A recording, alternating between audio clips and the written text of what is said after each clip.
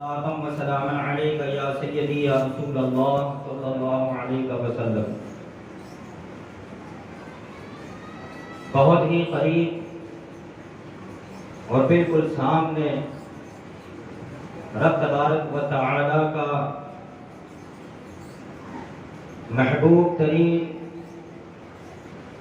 اور اہل اسلام کے لیے بہت ساری عبادات اور کئی اعمال خیر کا مجموعہ مبارک مہینہ رمضان المبارک کی آمد ان قریب ہونے والی ہے۔ استقبال رمضان اور رمضان المبارک میں پیش آنے والی بہت ساری عبادات کے تعلق سے متعدد عنوان اور الگ الگ مضامین ہیں۔ رمضان المبارک میں یوں تو بہت ساری عبادات کی جاتی ہے، مگر مشہور عبادات نمبر 1 روزہ، نمبر 2 زکوٰۃ اور نمبر 3 قیام اللیل یعنی رات میں عشاء کے وقت میں ادا کی جانے والی نماز تراویح۔ اس مہینے کو مسلمانوں کے مابین بڑی عظمت اور بڑی بزرگی حاصل ہے۔ عام ایام اور عام مہینوں میں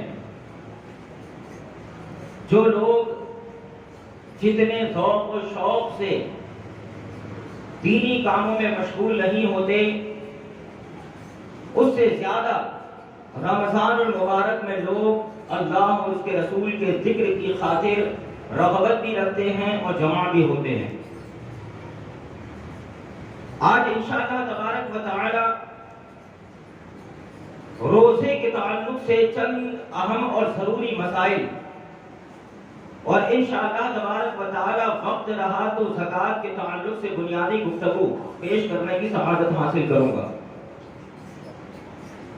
رب تبارک و تعالی قرآن مجید میں ارشاد فرماتا ہے کتب علیکم الصیام، یعنی اے ایمان والو تم پر روزے فرض کر دیے گئے۔ آیت مبارکہ میں رب تبارک و تعالی نے کتبہ کے ذریعے کلام فرمایا۔ یہ عربی زبان میں ماضی کا صیغہ ہے، جسے ہم اپنی زبان میں پاسٹ اور بھوتکال کہتے ہیں، کہ تم پر روزے فرض کر دیے گئے۔ قرآن مقدس میں اللہ تعالیٰ نے دیگر عبادات کا ذکر فرمایا تو امر کا صیغہ استعمال فرمایا، یعنی حکم دیا اقیموا الصلاۃ، نماز قائم کرو، وآتوا الزکاۃ، زکات دو، حج کے لیے فرمایا واتموا الحج، حج کو پورا کرو۔ یہاں حکم دیا، مگر روزے کو رب تبارک و تعالی نے ماضی یعنی پاسٹ کے صیغے سے بیان کیا کہ تم پر روزے فرض کر دیے گئے۔ اور ساتھ ہی سورہ بقرہ میں آگے کی آیات میں رب تبارک و تعالی نے روزے کے تعلق سے امر کا بھی حکم دیا ہے۔ اللہ فرماتا ہے فَمَنْ شَهِدَ مِنْكُمُ الشَّهْرَ فَلْيَصُمْ، جو بھی شخص رمضان کا مہینہ پائے تو اسے چاہیے کہ روزہ رکھے۔ تو یہاں روزے کے تعلق سے رب تبارک و تعالی نے حکم بھی دیا ہے اور اسے ماضی کے صیغے کے ساتھ بھی بیان کیا ہے۔ یہ خصوصیت رب تبارک و تعالی نے روزے کو عطا فرمائی ہے۔ اس کی وجہ یہ ہے کہ روزے کو دیگر عبادات میں ایک ایسی خصوصیت حاصل ہے، ایک ایسی فضیلت حاصل ہے کہ جو فضیلت دیگر عبادات میں نہیں۔ رب تبارک و تعالی ارشاد فرماتا ہے، حدیث کے کلمات ہیں کہ اللہ تعالی فرماتا ہے الصوم لی وانا اجزی بہ، کہ روزہ میرے لیے ہے اور اس کا بدلہ میں خود دوں گا۔ اور روزے میں بدلہ اللہ تعالیٰ کتنا دے گا؟ تو جس قدر لوگوں کا روزے میں اخلاص ہوگا رب تبارک و تعالیٰ اتنا کثیر ثواب عطا فرمائے گا۔ اور اس کی ایک تلاوت یوں بھی کی گئی ہے کہ الصوم لی وانا اجزی بہ، کہ روزہ میرے لیے ہے اور اس کا بدلہ میں خود ہوں. یعنی پتا چلا کہ روزہ ایسی عظیم ترین عبادت کا نام ہے کہ جس کا منتہا، جس کا نتیجہ اور جس کے نتیجے میں حاصل ہونے والا ثواب رب تبارک و تعالیٰ کی ذات اور رب تبارک و تعالیٰ کی عظیم ترین ذات کی لقا ہے. یہ اس حدیث سے ہمیں پتا چلا. پھر رب تبارک و تعالیٰ آگے فرماتا ہے لعلکم تتقون. یہ روزے اس لیے فرض کیے گئے تاکہ تمہیں تقوی حاصل ہو، پرہیزگاری حاصل ہو. آپ یہ بات ذہن میں محفوظ رکھ لیں کہ تقوی، بزرگی، طہارت، خلوص، للہیت، زہد، ورع اور دلوں میں پیدا ہونے والی وہ خشیت کی کیفیتیں جس کی بنیاد پر بندہ رب تبارک و تعالیٰ کی بارگاہ سے قریب تر ہو کر لذت تقوی کے بعد لذت ولایت پاتا ہے، تو یہ عظیم ترین نعمت فرض عبادات کی ادائیگی سے ہی ہوتی ہے. اس آیت مبارکہ میں رب تبارک و تعالیٰ نے فرمایا کہ تم پر روزے فرض کیے گئے تاکہ تمہیں تقوی حاصل ہو، تاکہ تمہیں پرہیزگاری حاصل ہو. اس سے ہمیں پتا چلا کہ تقوی اور طہارت بندے کو حاصل ہوتی ہے تو فرض عبادات کی ادائیگی سے حاصل ہوتی ہے. تقوی کا بنیادی سبب اللہ تبارک و تعالیٰ نے فرض عبادات کو قرار دیا. لہذا جو بندہ فرض عبادات ادا کرے گا، اس میں کوتاہیاں نہ کرے گا، تو اللہ تبارک و تعالیٰ اسے تقوی کی دولت عطا کرے گا.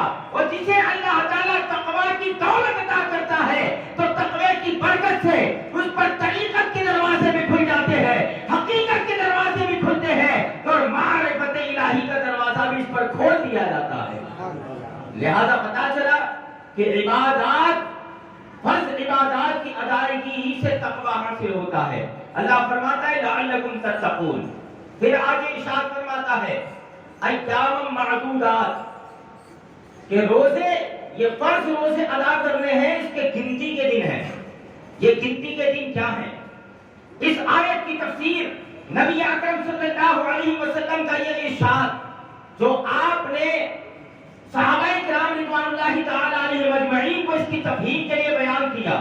مشکوٰۃ شریف میں حدیث ہے، اللہ کے نبی صلی اللہ علیہ وسلم نے فرمایا کہ صوموا لرؤیتہ وافطروا لرؤیتہ فإن غم علیکم فاکملوا العدۃ 30. اللہ کے حبیب صلی اللہ علیہ وسلم پہلے ارشاد فرماتے ہیں الشہر ہکذا وہکذا، کہ مہینہ یا تو اتنے کا ہوتا ہے یا اتنے کا، یعنی مہینہ یا تو 29 کا ہوتا ہے یا 30 کا. لہذا رمضان کا چاند دیکھ کر روزے رکھنا شروع کرو اور شوال کا چاند دیکھ کر روزے رکھنا ختم کرو. اس سے پتا چلا کہ ایام معدودات سے مراد ہے رمضان المبارک کا پورا مہینہ. اور میں نے جو آیت پیش کی تھی جس میں اللہ تعالیٰ نے فرمایا فمن شہد منکم الشہر فلیصم، جو بھی رمضان کا مہینہ پائے تو اسے چاہیے کہ روزہ رکھے. لہذا پتا چلا کہ رمضان المبارک کا پورا مہینہ، اس میں جتنے دن آتے ہیں ہر دن روزہ فرض ہے. لہذا ہم دیکھتے ہیں ہمارے معاشرے میں بعض لوگ چنچل مزاج کے ہوتے ہیں اور مذاق میں یہ کہتے ہیں کہ میں نے تو میں نے پورا مہینہ روزہ رکھا ہے، رمضان کے پہلے چاند کو روزہ رکھ لیا اور آخری دن پہ روزہ رکھ لیا، گویا کہ میں نے مہینے کا روزہ کر لیا. مذاق عبادات الہی میں اس طرح کا مذاق جائز نہیں ہے.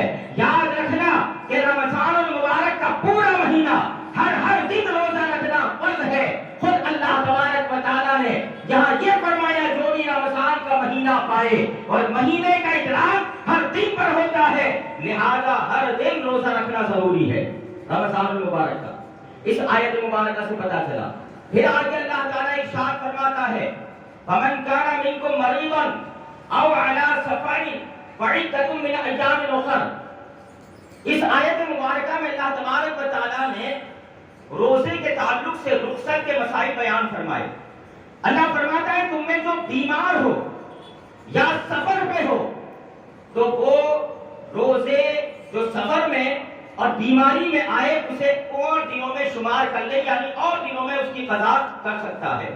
مگر یاد رکھنا کہ یہاں بیماری سے کون سی بیماری مراد ہوگی؟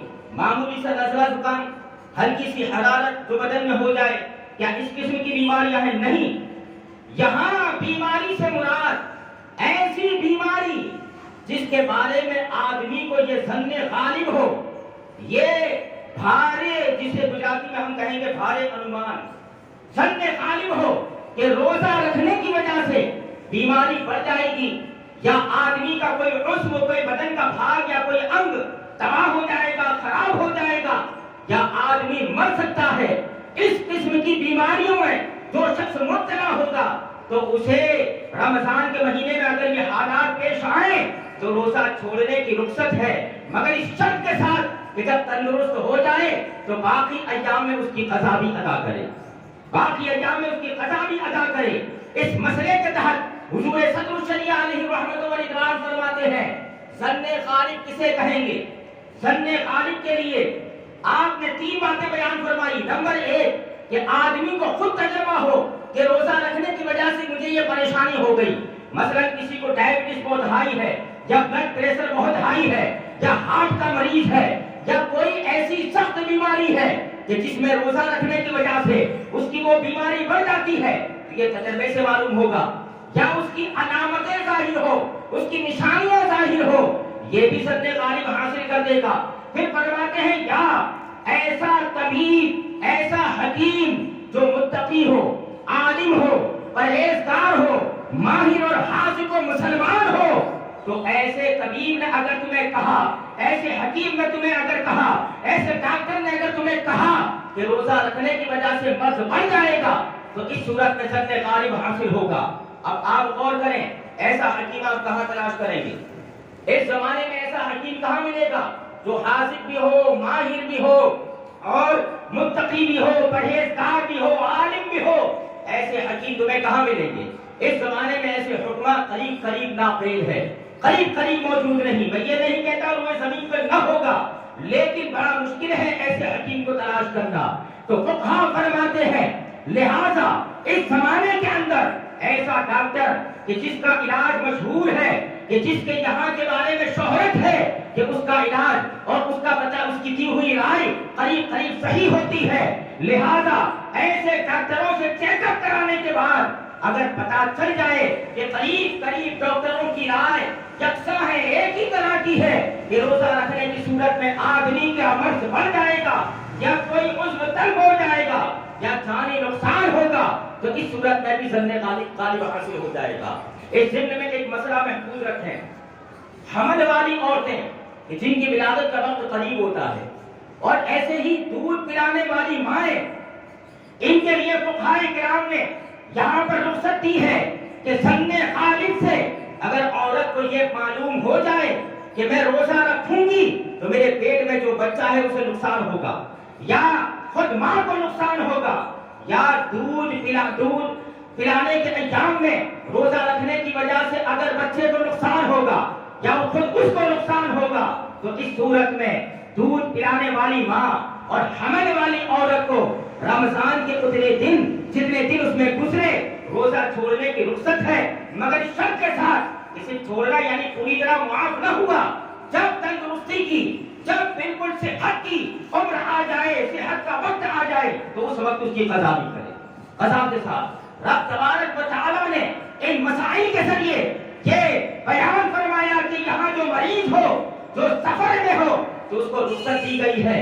اسلام ایک ایسا زبردست مذہب ہے، ایک ایسا سچا اور پیارا مذہب ہے کہ جس کے دامن میں ہر مسئلے کا جواب موجود ہے، ہر مشکل کا حل موجود ہے۔ دنیا کا کوئی بھی پیچیدہ مسئلہ آپ لے آئے، انشاءاللہ تبارک و تعالی اگر اس کا صحیح اور درست جواب کسی کے پاس موجود ہوگا تو وہ مذہب اسلام ہے۔ پھر سفر کی صورت، سفر بھی سمجھ لیں، یوں ہی وہ عورتیں کہ روزے کے درمیان میں حیض آیا یا روزہ حیض کے دنوں میں آیا، دو صورتیں الگ الگ ہیں، کہ صبح اس کو کوئی حالت نہ تھی اور دن میں یہ کیفیت رہی کہ وہ روزے سے رہی، اور روزے کے درمیان میں حیض جاری ہوا یا بچے کی ولادت ہوئی اور نفاس جاری ہوا، تو اس صورت میں روزہ ٹوٹ جائے گا، اس کی قضا اس کو بعد میں کرنی ہے، یہاں کفارہ نہیں قضا ہے۔ اور یوں ہی کہ اگر جو دن رمضان کے یا روزے کے حیض کی مدت میں آئے، حیض کے زمانے میں آئے، تو اس وقت کے روزے اس کے لیے معاف ہے، اس معنی کے اعتبار سے کہ وہ نہ رکھے، اور جب حیض سے فارغ ہو جائے، رمضان کا مہینہ گزر جائے، رمضان میں قضا نہیں کرنی، رمضان کے بعد اس کی قضا کرے۔ یہ حیض اور نفاس کے تعلق سے ہے۔ اب آئیے سفر کے تعلق سے، کہ سفر سے یہاں کون سا سفر مراد ہے؟ یہاں احمد آباد سے آپ مان لیجیے کہ چلے گئے نڈیا، تو کیا آپ مسافر ہو جائیں گے؟ نہیں۔ سفر کا مسئلہ ہماری دو اہم ترین، بلکہ یوں کہہ لیجیے کہ 3 عبادات، اور یوں کہہ لیجیے کہ 4 سے چوتھے سے بھی تعلق ہے۔ اس کا تعلق زکات سے بھی ہے، حج سے بھی ہے، اور اسی طرح نماز سے بھی ہے، اور روزے سے بھی ہے۔ عبادات میں سفر کا مسئلہ بڑی اہمیت کا حامل ہے، اور لوگ عموماً اس کے مسئلے سے ناواقف ہوتے ہیں۔ یاد رکھنا کہ سفر سے مراد ہے سفر شرعی۔ سفر شرعی کسے کہیں گے؟ آدمی اپنی بستی کے باہر سے، جہاں ڈسٹینس شمار کیا جائے گا آبادی کے باہر، جیسے احمد آباد کی حد جہاں ختم ہوگی وہاں سے جس جگہ جا رہا ہے، وہاں تک کا سفر اور وہاں تک کا فاصلہ 92 کلومیٹر ہو، 92 کلومیٹر، اور سفر متصل ہو۔ متصل ہونے کا مطلب یہ ہے کہ اپنی آبادی سے وہ نکل رہا ہے، اس وقت یہ ارادہ ہے کہ 92 کلومیٹر یا 93 یا 95 یا 100 کلومیٹر دوری پر جو جگہ ہے وہاں مجھے جانا ہے، اور وہاں بھی یاد رہے کہ ڈسٹینس میں اس شہر کی آبادی سے پہلے تک کا جو ڈسٹینس ہے وہ شمار کیا جائے گا۔ یہ دو آبادی کے بیچ میں 92 کلومیٹر بنتے ہیں، تو یہ سفر شرعی ہوا۔ اور سفر متصل ہونا چاہیے۔ سفر متصل کسے کہتے ہیں؟ کہ اگر آدمی یہاں سے احمد آباد سے اس نے یہ سوچا کہ میں یہاں سے جا رہا ہوں سورت، مگر درمیان میں نڑیاد میں پھوپھی کا گھر پڑتا ہے، تو وہاں میں رکوں گا، دعا سلام کروں گا، وہاں چائے ناشتہ کریں گے، پھر بڑودہ میں بھائی ہے اس سے ملاقات کروں گا، ان کے یہاں دوپہر کا کھانا کھائیں گے، پھر وہاں سے فارغ ہو کے نکلیں گے تو بھرموت پہنچیں گے، اور بھرموت جا کر پھر وہاں بہن رہتی ہے اس سے ملاقات کریں گے، اس کے بعد سورت جاؤں گا۔ تو یہ سفر متصل نہیں ہے۔ آپ کی نیت میں ایسی جگہ پر رکنے کا ارادہ پہلے سے پایا گیا جہاں پر 92 کلومیٹر نہیں بن رہے، اگرچہ سورت تک جاتے ہیں تو بڑا فاصلہ ہے، مگر آپ کا سفر یہاں متصل نہیں ہے، ٹوٹ رہا ہے۔ ہاں، اگر آدمی سفر متصل کے لیے چلا مگر درمیان میں کسی حاجت کی وجہ سے رکنا پڑا، مثلا بھوک لگی کھانے کے لیے رک گئے کسی ہوٹل پہ، یا نماز کا وقت آیا تو نماز کے لیے رک گئے، تو اس طرح کا رکنا سفر کے متصل ہونے میں رکاوٹ نہیں کرے گا۔ اس صورت میں کوئی حرج نہیں ہے، آدمی مسافر رہے گا، ایک طرح کا مسافر۔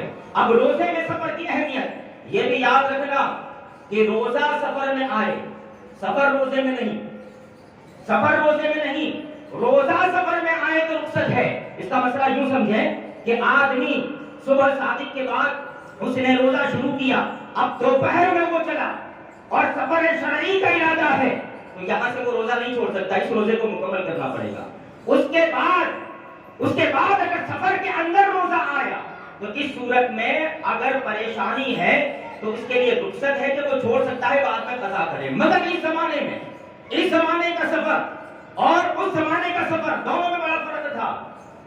ابتدائے اسلام میں، آج سے اگر ہم 50 سال پہلے کا دور لے لیں تو آپ ذرا سوچو عرب کے کیا حالات ہوں گے اس زمانے میں۔ لوگ اس وقت آرام دہ سواریاں، نہ ایئر کنڈیشن سواریاں، نہ چھت والی سایہ دار سواریاں، نہ بالکل آرام دہ سڑکیں، اور نہ بالکل نرم اور گداز سیٹوں پر بیٹھ کر آرام دہ کیا جانے والا سفر۔ اس زمانے میں عرب کے اندر دھوپ کا عالم یہ کہ آدمی گھوڑے پر یا چلتے سفر کرے یا اونٹ پر سفر کرے تو دماغ میں موجود بھیجا گرمی کی وجہ سے کھولنے لگے، پیاس کی شدت سے آدمی کے لب اور زبان سوکھ جائے، تو شریعت طیبہ نے یہاں رخصت عطا کی۔ مگر یہ رخصت عموم ہے، مگر اس زمانے میں چونکہ مشقت تھی، اس زمانے میں بڑے آرام دہ سفر ہے، لہذا اس زمانے میں بہتر یہ ہے کہ سفر کی حالت میں بھی روزہ رکھ لے، کیونکہ لوگ عبادات کے بارے میں بڑے سست ہو چکے ہیں۔ اگر اس وقت چھوڑ دیا بعد میں قضا نہ رکھے گا۔ یہاں لوگ اذان میں اتنی گلی مارتے ہیں تو قضا جب اس کے اوپر ہوگی بعد میں ابھی نہیں پھر کروں گا، ابھی نہیں پھر کروں گا، اور اس سے پہلے اگر آنکھ بند ہو گئی تو۔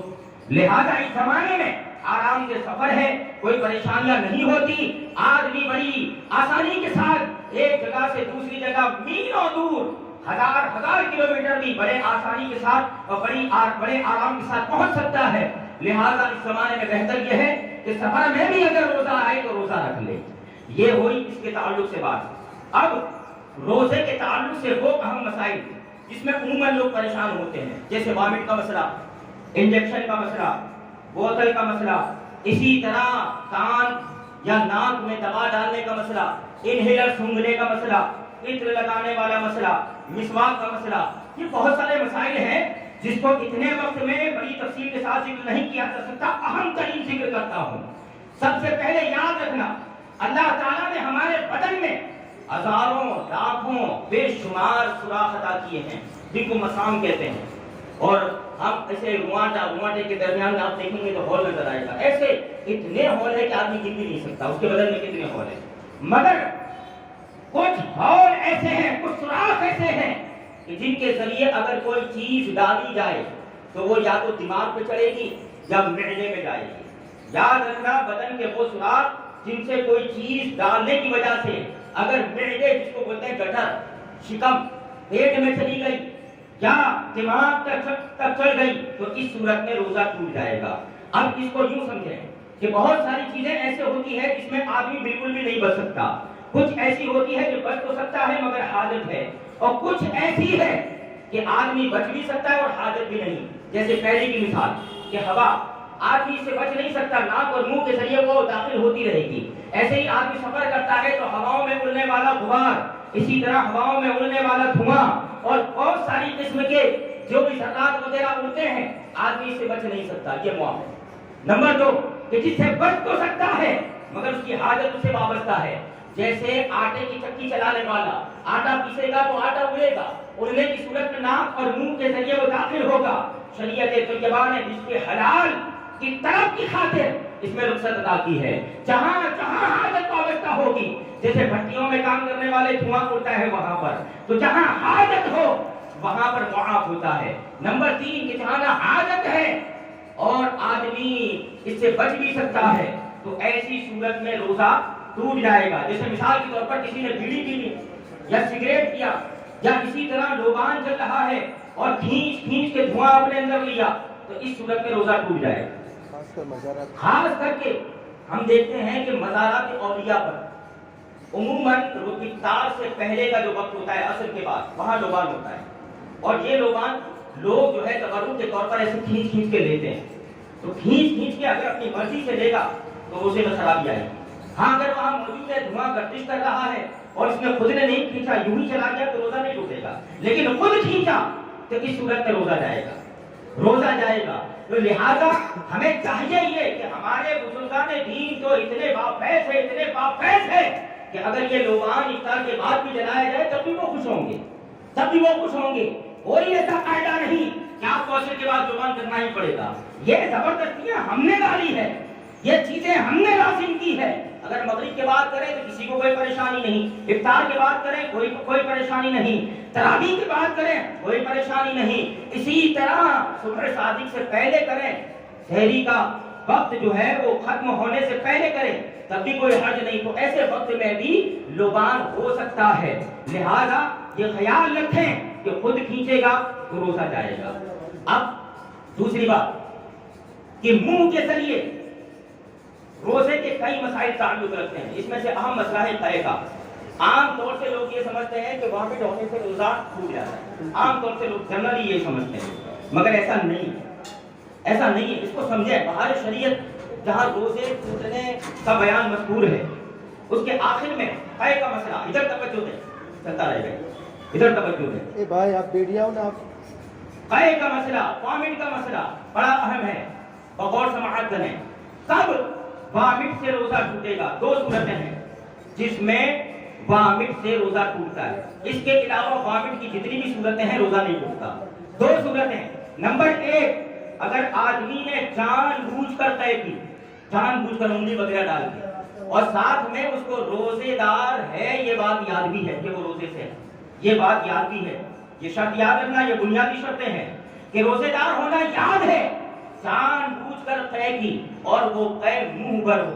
منہ بھر ہونے کا مطلب یہ ہے کہ جسے آپ روکنا چاہیں تو مشقت اور بڑی طاقت لگا کے روکنا پڑے گا، اس کے بغیر رکے گی نہیں. اور پورے بول کے ساتھ ایک پریشر کے ساتھ نکلتی ہے، بڑی تعداد میں ہوتی ہے، جس کو منہ بھر کہتے ہیں، منہ بھر. تو اگر جان بوجھ کر کہے کہ روزے دار ہونا یاد ہے اور وہ منہ بھر ہے، تو اس صورت میں حضور صدر الشریعہ علیہ رحمت و رضوان فرماتے ہیں روزہ مطلقاً ٹوٹ جائے گا. مطلقاً یعنی وہ واپس حلق میں جائے نہ جائے مطلقاً روزہ ٹوٹ جائے گا. یہ یاد رکھنا وامٹ سے روزہ ٹوٹنے کی پہلی صورت. دوسری صورت کہ اگر بلا اختیار ہوئی، اسے اس میں اس کا کوئی دخل نہیں ہے، بلا اختیار کہ متلی آئی یا پیٹ میں کچھ خرابی تھی وامٹ ہوئی، جان بوجھ کر نہیں ہے، بلا اختیار ہوئی، اور منہ بھر ہے، اور اگر اس نے پوری اگل دی تو کوئی حرج نہیں، روزہ نہیں ٹوٹے گا. لیکن اگر منہ پر ہے اور واپس لوٹائی تو اس صورت میں روزہ ٹوٹ جائے گا. یہ دو صورتیں ہیں وامٹ میں روزہ ٹوٹنے کی. اس کے علاوہ اگر منہ پر نہیں ہے، کم ہے، تو اگرچہ وہ اگلتے یا نکلتے روزہ نہیں ٹوٹے گا. اس سے یہ پتا چلا کہ کھٹی ڈکار تیکھی ڈکار کا مسئلہ، اس میں لوگ عموماً پریشان رہتے ہیں. اگر کھانا چڑھ کے آیا ڈکار کی وجہ سے، تھوڑا سا آیا واپس چلا گیا، تو یہ منہ پر نہیں ہے، اس سے کم ہے، اور شریعت طیبہ نے اسے معاف کیا ہے. دو صورتیں حضور صدر الشریعہ نے بیان فرمائی ہے، دونوں میں منہ پر ہونا اور دوسری صورت میں واپس لوٹانا. جب بلا اختیار ہو واپس لوٹائی تو روزہ ٹوٹے گا، اور اگر جان بوجھ کر کی روزے دار ہونا یاد ہے اور منہ پر ہے تو مطلقاً روزہ ٹوٹ جائے گا. تو یہ مسائل جو ہے اسے سمجھیں، اس سے ہماری عبادات کا تعلق ہے، ہماری فرض عبادات کا تعلق ہے، اور اسے سمجھنا، اسے جاننا ہر مسلمان پر فرض ہے. یہی وہ علم ہے جس کے بارے میں کہا گیا کہ طلب العلم فریضۃ علی کل مسلم و مسلمہ، ہر مسلمان مرد و عورت کے علم سیکھنا فرض ہے. اس سے یہی مراد ہے جس میں اس کی فرض عبادات، حلال و حرام کے مسائل، اور یہ جو بھی ضروری کام ہے جس کاروبار میں وہ ہے اس کاروبار کا مسئلہ جاننا، یہ ہے دین کا ضروری علم جو ہر مسلمان کے لیے جاننا ضروری ہے. اور اس سے تو ہماری عبادت کا تعلق ہے. اب آئیں وہ ناک کے ذریعے جو انہیلر یا ناس لیا جاتا ہے، اور ایسے ہی ناک میں بام لگائی اور ذرات اگر دماغ پہ چڑھ گئے، انہیلر سمجھتے ہیں جس کو وکس بولتے ہیں، سونگنے کے لیے آتی ہے، ایک پائپ کی طرح ہوتی ہے، اسے سونگا اور دماغ تک چڑھ گیا اور اسی طرح ناک میں بام لگائی اور ذرات دماغ تک چڑھ گئے تو روزہ جائے گا، ورنہ نہیں. اور ناس لیا تو ناس کا حکم بھی وہی ہے، دھوئیں والا، کیونکہ یہ بھی ایک قسم کا دھواں ہے جس کو بھاپ کہتے ہیں، بھاپ. اور اس طرح اگر اس نے ناس لیا اور منہ کے ذریعے اگر حلق کے نیچے اتر گیا یا ناک سے دماغ پہ چڑھ گیا تو اس صورت میں روزہ جائے گا، ورنہ نہیں. یہ مسائل یاد رکھیں، یہ بہت ضروری مسائل ہیں. اور ساتھ ہی انجیکشن کا مسئلہ، پہلے یہ یاد رکھیں کہ ضرورت نہ ہو بلا ضرورت شرعی انجیکشن لینا یا بوتل چڑھوانا یہ ناجائز ہے روزے کی حالت میں، بندہ گنہگار ہوگا. لہذا اگر ضرورت پیش آئی کہ ایسی بیماری ہے جیسے پتھری کا درد بڑی تیزی کے ساتھ اٹھا اور یہ دوا تو پی نہیں سکتا، تو انجیکشن کے ذریعے اس درد کو روکا جا سکتا ہے، اور روکنے کی وجہ سے آدمی کا غذا محفوظ رہے گا. تو شریعت طیبہ نے انجیکشن لگانے کی صورت میں اور یوں ہی بوتل کی صورت میں، بوتل چڑھانے کی صورت میں فقہائے کرام نے فیصلہ یہ دیا. دیکھیں فتاوی مرکزی دارالفتہ بریلی شریف، اس کے آخر میں یہ سارے مسائل درج ہیں. حضور تاج الشریعہ علیہ رحمت و رضوان کا مصدقہ فتویٰ کہ انجیکشن یا بوتل چڑھائی وہ سرنج کے ذریعے سوئی لگا کے کہ اس صورت میں روزہ نہیں ٹوٹے گا. کیوں نہیں ٹوٹے گا؟ اس کی وجہ جانے میں نے بتائی تھی کہ کچھ سوراخ ایسے ہیں جن کے ذریعے کوئی چیز ڈالو تو وہ شکم میں پہنچتی ہے یا دماغ پہ چڑھتی ہے. تو اس میں ناک ہے، کان ہے، منہ ہے اور پاخانے کی جگہ ہے، اور بعض نے اسے عورت کی شرمگاہ کو بھی اس میں شامل مانا ہے.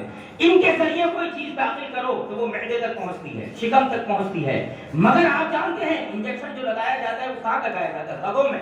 اور رگوں میں کیا ہوتا ہے؟ خون.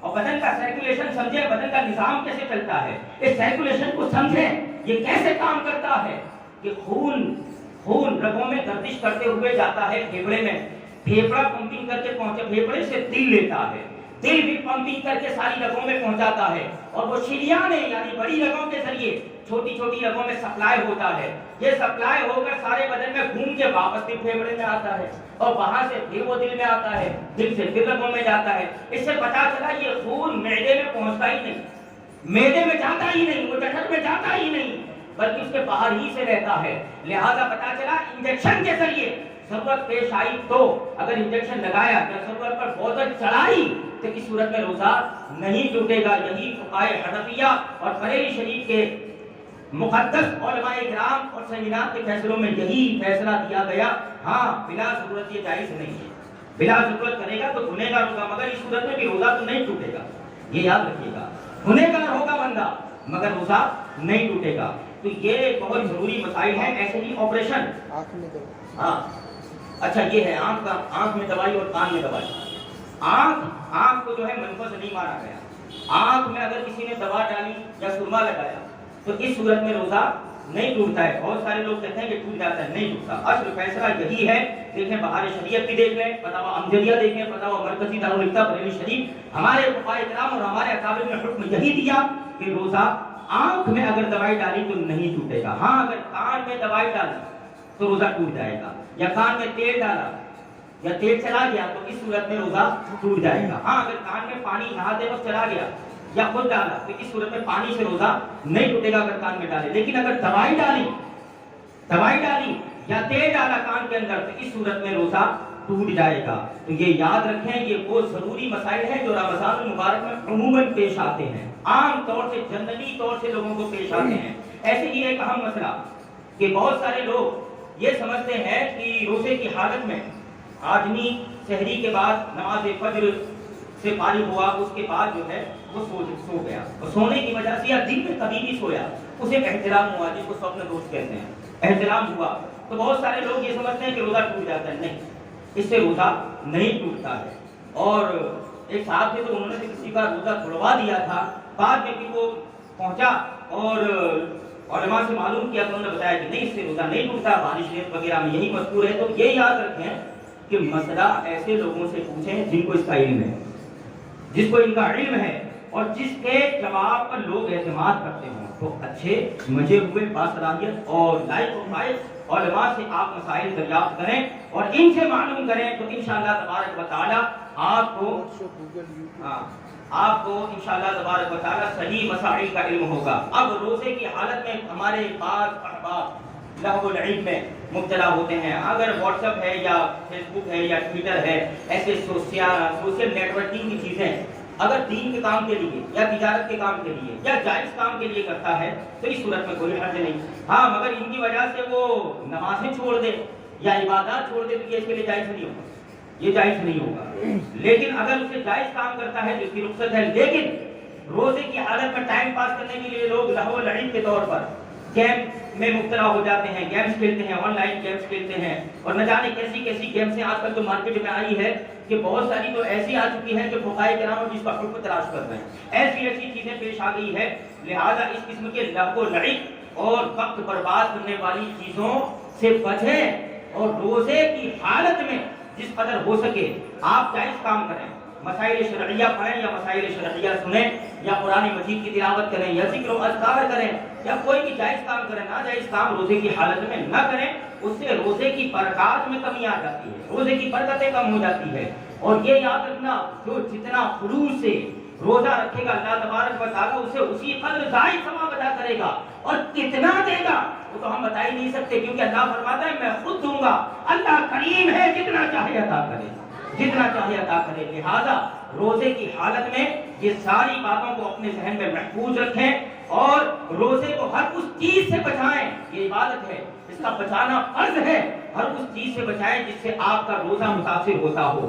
آخر میں ایک مسئلہ ذکر کر کے اپنی گفتگو کو ختم کرتا ہوں، یہ بھی روزمرہ میں پیش آنے والا روزے کی حالت میں ٹوتھ پیسٹ کا استعمال، برش کرنے کا استعمال، مسواک تو بلا شبہ جائز ہے، عطر لگانا بھی جائز ہے، اسی طرح تیل لگانا بھی جائز ہے، بال کٹوانا بھی جائز ہے، خط بنوانا بھی جائز ہے، یہ سب چیزیں جائز ہے، کیونکہ اس کے ذریعے روزہ کہتے کسے آپ جانتے ہیں، تفسیر ابن کثیر میں فرماتے ہیں کہ الصوم، کہ روزہ نام ہے الامساک عن الشرب والاکل والجماع، کہ روزہ نام ہے کھانے پینے اور جماع سے اپنے آپ کو روکے رکھنا، تین چیزوں سے اپنے آپ کو بچانا، یعنی کھانے پینے اور ہم بستری کرنے سے۔ اور حضور صلی اللہ علیہ وسلم فرماتے ہیں اللہ کی رضا کے لیے عبادت کی نیت سے رمضان کے دنوں میں صبح صادق سے لے کر غروب آفتاب تک جو روزے کا وقت ہے، صبح صادق سے لے کر غروب آفتاب تک اپنے آپ کو کھانے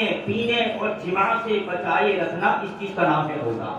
روزہ اس چیز کا نام ہے. لہٰذا اگر تیل لگائے وغیرہ تو ظاہر سی بات ہے وہ کھانے پینے اور وغیرہ میں یہ چیز نہیں آتی ہے تو اس سے روزے پہ کوئی اثر نہ پڑے گا. لیکن ٹوتھ برش کے بارے میں جسے ڈاکٹرز نے یہ کہا دانت کبھی خراب ہوتے ہیں جس سے بدبو بہت نکلتی ہے، تو کچھ ڈاکٹرز اس کو صلاح دیتے ہیں کہ دن میں 4 مرتبہ 5 مرتبہ برش کرو ورنہ آپ کے دانت سڑنے لگیں گے اور سڑ کے گر جائیں گے.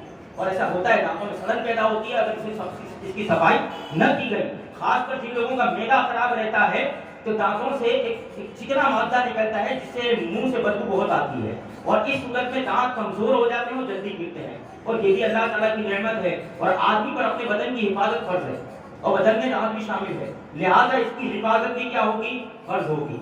تو اگر ڈاکٹرز نے ایسا کہا ہے اور اس وجہ سے اگر اس نے برش کیا، ٹوتھ برش وغیرہ کیا اور ذرات حلق سے نیچے نہ اترے تو ظاہر سی بات ہے کہ روزہ نہیں ٹوٹے گا. ایسا ہی فتاویٰ مرکزی دارالفتہ بریلی شریف میں ایسا ہی حکم دیا گیا. البتہ اگر ضرورت نہ ہو تو اس سے بچنا چاہیے کیونکہ لوگ احتیاط نہ کر پائیں گے اور اگر غلطی سے ذرات حلق سے نیچے اتر گئے تو روزہ چلا جائے گا. لہذا اگر ایسی سنگین ضرورتیں پیش آئے تو اس میں اس کی رخصت ہوتی ہے ورنہ نہیں ہوتی. اور ایسے ہی دانتوں میں خون نکلا اور خون اگر دھوپ پر غالب ہو یا دھوپ سے کم ہو یا دھوپ کے برابر ہو، بہر صورت اگر نکلا اور گلے میں ٹیسٹ محسوس ہوا خون کا تو اس صورت میں بھی روزہ ٹوٹ جائے گا ورنہ نہیں. اللہ تبارک و تعالی ہمیں اور آپ کو مسائل شریعت سمجھنے، پڑھنے اور اس پر عمل کرنے کی توفیق عطا فرمائے اور ہم سب کو رمضان المبارک کا زیادہ سے زیادہ احترام کرنے کی توفیق عطا فرمائے.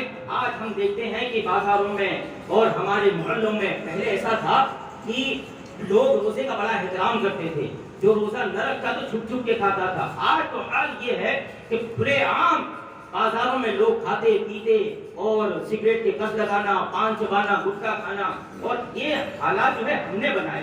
ہم نے ہمارے اسلامی جو عبادات اور ہمارے شعار ہیں اس کی بے حرمتی کہیں یا اس کی عزت نہ کرنا اور اس کی ویلیو کو کم کرنا، اس میں سب سے بڑا ذمہ تو مسلمانوں کا ہے. خود مسلمانوں نے یہ حالات بنائے، نہ نمازوں کے تعلق سے حساس، نہ روزوں کے تعلق سے حساس، نہ عبادات کے تعلق سے حساس، نہ دوسری باتوں کے تعلق سے حساس. خود مسلمانوں نے اسے ترک کیا اور حالات یہ سامنے جو بن رہے ہیں یہ سارے ہمارے عمل کا نتیجہ ہے. اگر آج بھی ہم ہمارے تمام اسلامی شعار پر ہر مسلمان عمل کرے تو انشاءاللہ تبارک و تعالی اسلام کے تمام امور اور تمام باتوں پر عمل کرنے سے دنیا کا کوئی بھی شخص ہمیں نہیں روک سکتا. اس لیے روزے کا احترام کرو اور ماحول بنائیں اپنے علاقے میں، خاص کر شروعات کریں اپنے علاقے سے کہ ہم اپنے علاقے میں یہ بینر بھی لگائیں گے اور جتنے حساس لوگ ہیں نرمی کے ساتھ لوگوں سے کہیں کہ رمضان المبارک کے اندر باہر بازاروں میں یا گلیوں میں کھانے پینے سے بچیں اور ہر اس چیز سے بچیں جس سے روزے کی بے حرمتی ہوتی ہو یا روزے کی ویلیو کم ہوتی ہے. روزے کا احترام کریں، اپنے یہاں ایک ماحول بنائیں. انشاءاللہ تبارک و تعالی اپنے قریب سے اگر آپ شروعات کریں گے تو انشاءاللہ اس کی برکتیں دوسرے محلوں میں بھی ظاہر ہوگی. مگر شروعات اپنے یہاں سے کریں، یہ بنائیں کہ انشاءاللہ تبارک و تعالی رمضان کا پورا احترام کریں گے. جو لہو العید میں مبتلا ہوں گے، ڈیجا گیمز وغیرہ میں مبتلا ہوں گے، انہیں سمجھائیں اور اس انداز میں سمجھائیں کہ دلوں میں بات اتر جائے، جھگڑے اور فساد کی صورت نہ بنے. دل میں اترنے والی بات کے ذریعے انہیں سمجھائیں، انہیں اسلام کا اور رمضان کا احترام سمجھائیں اور انہیں رغبت دلائیں. اور انشاءاللہ تبارک و تعالی اس کے ذریعے اگر ہم نے شروعات کی تو اگر مان لیجیے کہ ہماری اس عمل سے 10-15 لوگ بھی اگر یہ درست ہو گئے اور ہمارا مشن اس طرح کامیاب ہو گیا تو انشاءاللہ تبارک و تعالی سب کے لیے وہ قیامت میں اور حشر میں ہماری بخشش کا بہترین سامان بنے گا. رب تبارک و تعالی ہمیں اور آپ کو عمل کی توفیق دے. استغفر اللہ لی ولکم ولسائر المؤمنین والمؤمنات والمسلمین والمسلمات. السلام علیکم ورحمۃ اللہ وبرکاتہ.